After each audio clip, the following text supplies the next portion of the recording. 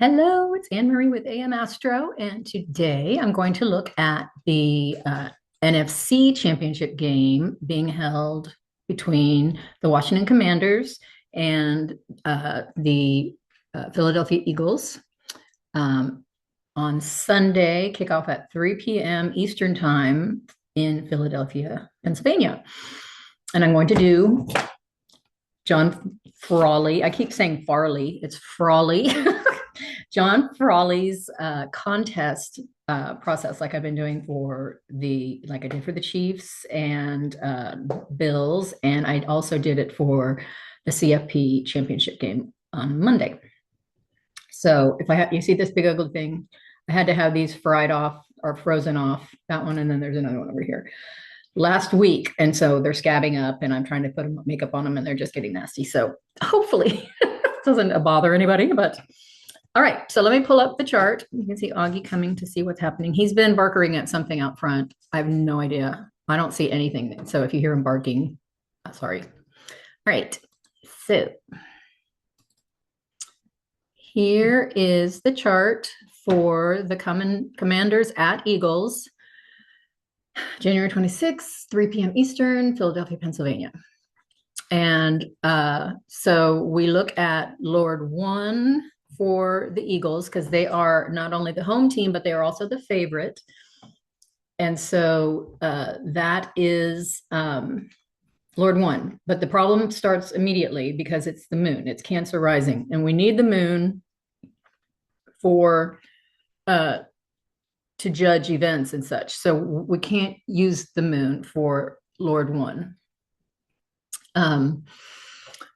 So in that case, we're going to use Lord 10, which is Jupiter, because Jupiter rules Pisces, because I use traditional rulers. So location, we're looking at house location. So 12th house, no, it's not in an angular house. So then we look at Lord 7, who's Saturn, and Saturn is, yes, angular on the cusp of the 10th house. So that gives us toward the Commanders, because Lord 7 is on the cusp of the 10th house, which is the Commanders. I mean, the Eagles, the favorite team, the Eagles get house 1 and house 10. And the Eagles, I mean, I'll get this right in a minute. And the Commanders, Washington, I want to say Redskins, this is the problem. Washington gets the house 7 and house 4. And because we can't use the moon for Lord 1, we're using Jupiter. Jupiter's in the 12th. So now we're looking at Lord 7. Saturn is on the cusp of the 10th house. And so that adds 1 tick of favoritism, pretty strong favorite. It's 3.5 degrees. I'm pretty sure that counts. He says really close orbs. Traditionally, we would use 5-degree orbs and say 5. So the 3.5, I'm feeling confident that that's pretty good.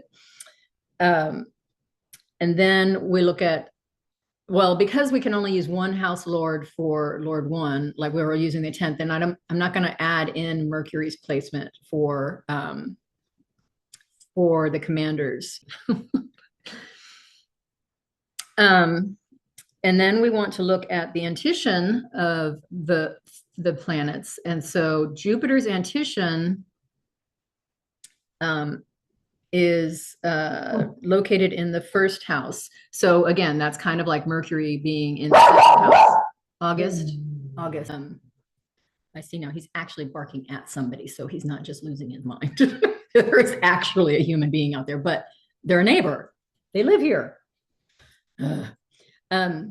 So the antition of Jupiter is here in the 1st house, and so it favors the Eagles. So we get a little click on the Eagle side. And then the antition for Saturn is located in the 4th house.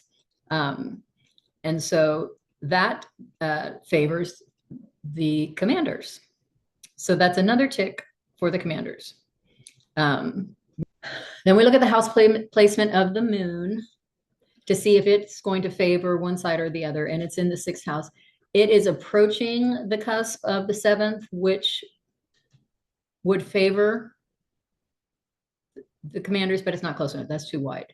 And like he talks about American football as like the shortest of all sports because they're 15-minute quarters, so that's an hour-long game. Have you ever seen a football game that lasted only an hour? No.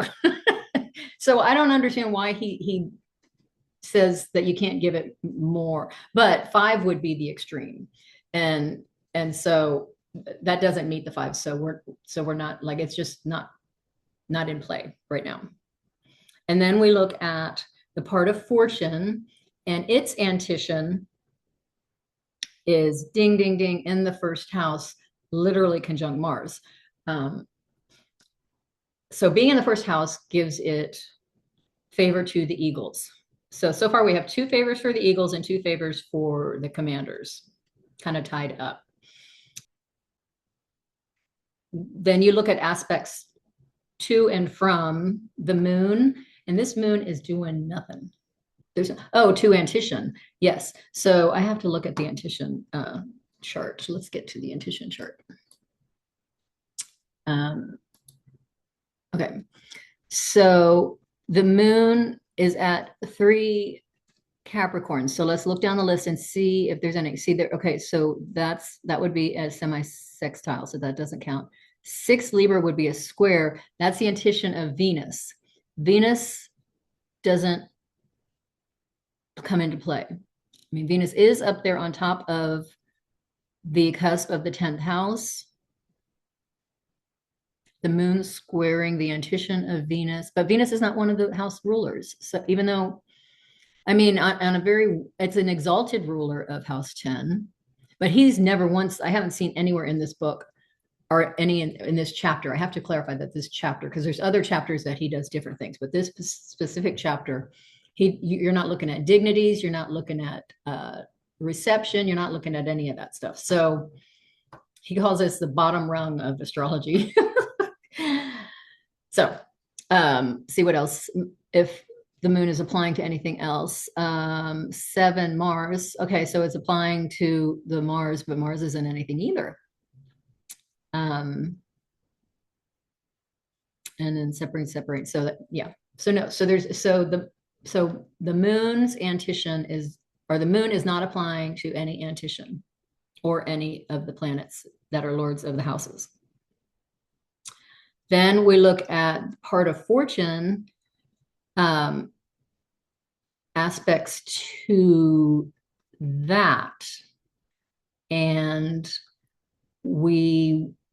but that's too wide, because I know that the antition is 2239. It is right there where Mars is, but that's 19 degrees away. So the moon is not applying to that. Now, if we look at Saturn is actually, okay, so Lord 7 is applying to the antition of the part of fortune by trine.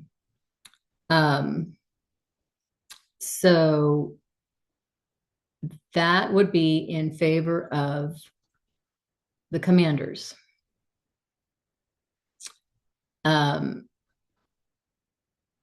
Jupiter, okay, let's look at Jupiter to see if, no. So the only aspect that we see from involving the part of fortune or its antition is, I mean, am I missing something else? No. Is Saturn applying to a trine of the antition of the part of fortune, which favors the Eagles. I'm sorry, favors the Commanders. And then the dispositor of the part of fortune, which is Mercury. So I'm glad we're not playing with Mercury as one of the lords, because now we can look at it. So Mercury is so far out in because once it crosses a sign, then it's insulated from whatever. So it would have to be something applying to it. And there's nothing. And Mercury's antition is two, two, no, see, two Sag. So nothing's there. Okay. So then we will look at miscellaneous points, which is anything combust? No. Is anything conjunct the north node or the south node? None of our rulers are. Venus is not. No, it's it's over at 5 degrees. So no, it's not conjunct, but it doesn't matter anyway, because we're not going to remember. So I am going to go out on a limb and can't believe I'm doing this. I'm going to call it for, and I'm sorry, Blue Raven, I'm sorry, but I am going to call it for the commanders because I saw 3 testimonies indicating their win and only 2 for the Eagles. And the strongest of them all was Saturn sitting on the cusp of the 10th house. So Saturn being Lord 7, sitting on the cusp of the 10th house. So that's my call. And then I guess we'll find out this weekend how I did or how the system did. We're going to put it that way. I wanted to say also, if this doesn't, I don't know how much significance this would have or not. If I was doing my system, this would play into it. The moon is slow. And so the fact that the moon is actually Lord 1, meaning the Eagles, being slow is a bad thing. The moon is also out of bounds. So that means it's unpredictable. But no, those are things that he doesn't want. That John Frawley does not pull into his system. So he doesn't count those. I'm just saying, what that means. Who knows?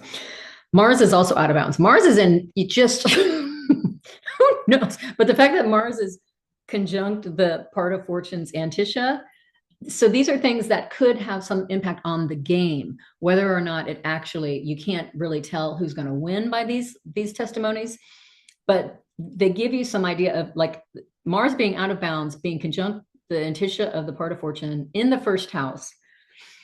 Just kind of sounds like, I don't know, but I don't know if this is still the way it is, but when I was growing up a Redskin fan, and I'm going to say Redskins, the Eagles were just going, like being in Philadelphia, the city of brotherly love. That was a rough part of town. And you always heard of fights and all this nonsense breaking out, violence. So Mars being out of bounds, being retrograde, being in its fall in the first house, which is the house of the Eagles. These are all things that indicate there could be violence. On the field, I don't know, like somebody get injured or no, because it's not, but the moon is in the 6th house. So there could be, because that would be injuries. Somebody gets injured. And the moon is also in its detriment. So there's a lot of icky stuff about this game that I didn't notice in the Chiefs and the Bills. So I might have to go back and look at that. So anyway, I'm picking the Commanders based on this system. So we'll see. Thanks for watching.